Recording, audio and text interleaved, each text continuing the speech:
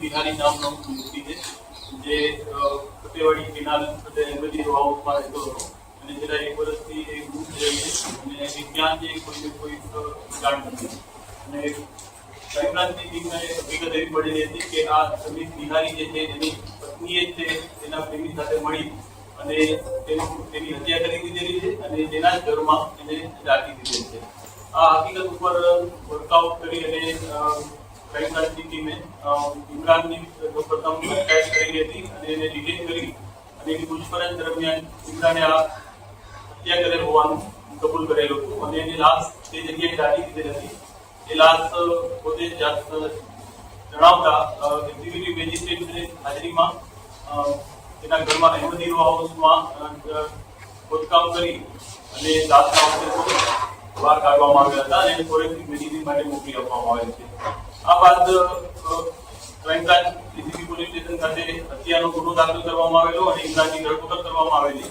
ઇમરાનની ધરપકડમાં ઇમરાને જે જણાવી હકીકત જણાવી કે એની જે પ્રેમિકા છે અને મરણ જનારની જે પત્ની છે તે રૂબીના સાથે એને છેલ્લા 3-4 વર્ષથી પ્રેમ સંબંધ હતો અને જે પ્રેમ સંબંધની જાણ સમીર બિહારી મરણ જનારને થઈ જતા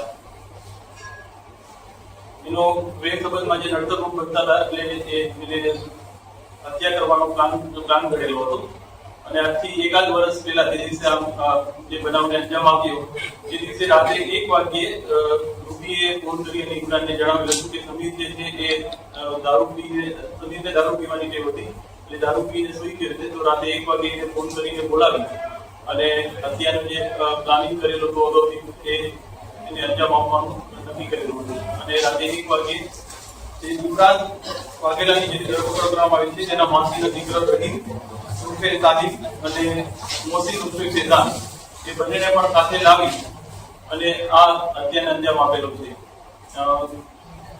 ઇમરાનના દિન 5ના રિમાન્ડ મેળવ્યા બાદ રૂબી અને આ સાથે સંડોવાયેલ મોસીન તથા રહીમ બંને ટોટલ કુલ 4 આરોપીની ધરપકડ કરવામાં આવે છે અને તેની રિમાન્ડ મેળવી અને આગળની તપાસ ચાલુ કરી.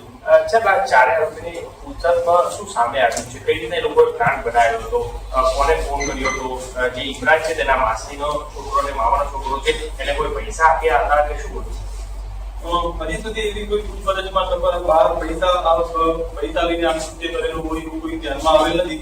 પણ ઇમરાનની પ્રાથમિક કબૂલાત અને બંને આરોપીઓની પ્રાથમિક કબૂલાતમાં એવું એવી હકીકત જાણવા મળે છે કે ઇમરાન જે છે એ રૂબી સાથે પ્રેમ સંબંધમાં હોય અને તેના માસીનો દીકરો જે સાહિદ અને મોસીન જે છે બંને બાજુમાં જ રહે છે અને રોજ રાતે કામ કરીને પરત આવે ત્યારે રોજ રાતે સાથે બેઠા હોય છે. એટલે આવી વાત ઇમરાને બંનેને કરેલી હતી કે આને રૂબીને બહુ દુઃખ ત્રાસ છે એના પતિ તરફથી અને ઘણી બધી હેરાનગતિ છે તો આવું કામ હું કરવાનો છું. એટલે જે દિવસે રાતે 1 વાગે ફોન કરીને રૂબી કહે છે ત્યારે બંનેને આ વાત કરેલી અને તાત્કાલિક આ નિર્ણય લેવામાં આવેલો હતો.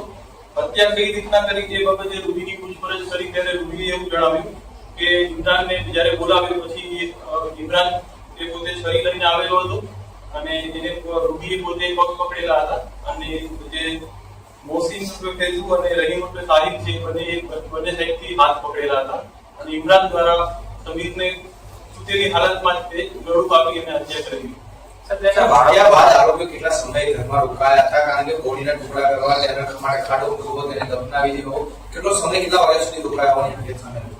અંદાજે રાત્રે 1 વાગ્યાનો આ બનાવ માનવામાં આવે છે. જો 1 વાગે રાત્રે બનાવ બની ગયો હતો એ બાદ મોહસિન ઉર્ફે ફેઝાન અને રહીમ ઉર્ફે સાહિબ તરત જ તે ઘર છોડી ત્યાંથી જગ્યા છોડીને જતા રહ્યા હતા.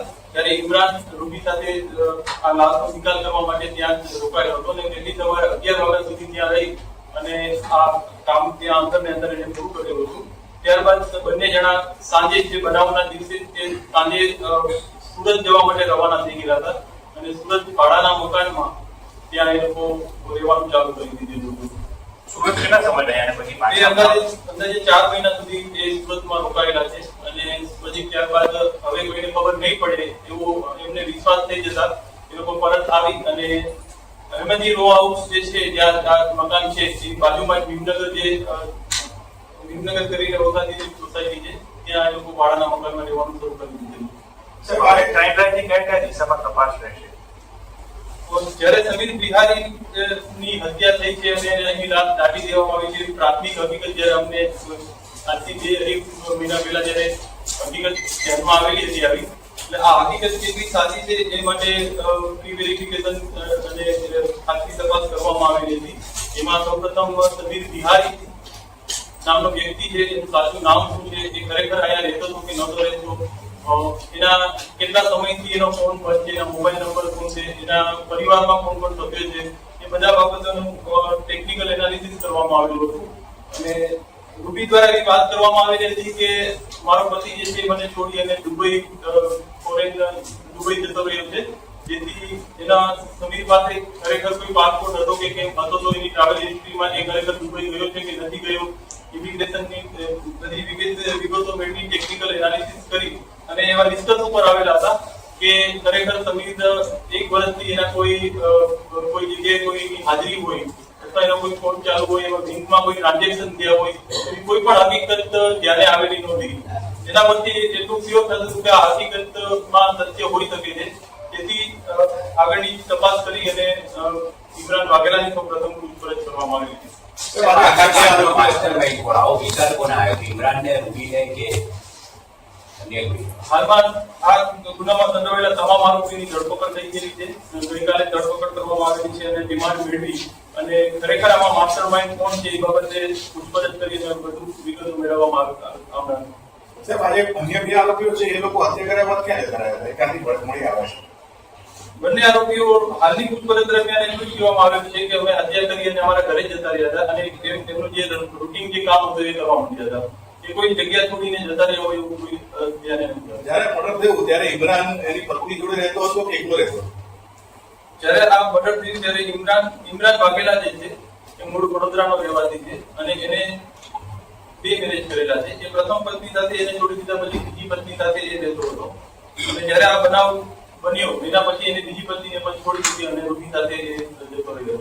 રૂબી સાથે સંપર્ક કેવી રીતે થયો કે એવી તપાસ કરવાની સામે આવી?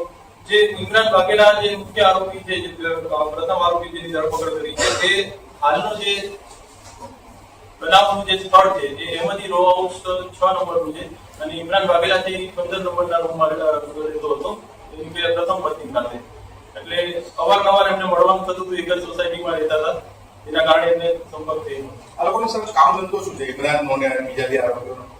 ઇમરાન વાઘેલા કલર કામ ની મજૂરી કરે છે. રાહિલ ઉર્ફે સાહિબ જે વ્યક્તિ છે એ ગેસ બોટલ જે રિફિલિંગ જે છે એ ડોર ટુ ડોર ડિલિવરી કરવા માટે જવાનું કામ કરે છે અને મોહસિન ઉર્ફે ફેઝુ છે એ પણ ગેસ બોટલ જે ડિલિવરી કરે છે એ વાહન ડ્રાઇવિંગ કરવાનું કામ કરે છે. આ ઘટના બન્યા બાદ આ લોકો જતા રહ્યા હતા. શું આ 4 સિવાય બીજા કોઈને ખબર હતી કે આ રીતે કોઈ ઘટનાને અંજામ આપ્યો છે? ના, હજી સુધી તો આમાં અન્ય કોઈ આરોપીની સંડોવણી હોય અથવા અન્ય કોઈને જાણકારી હોય એવું કંઈ તપાસ દરમિયાન ધ્યાનમાં આવેલ નથી.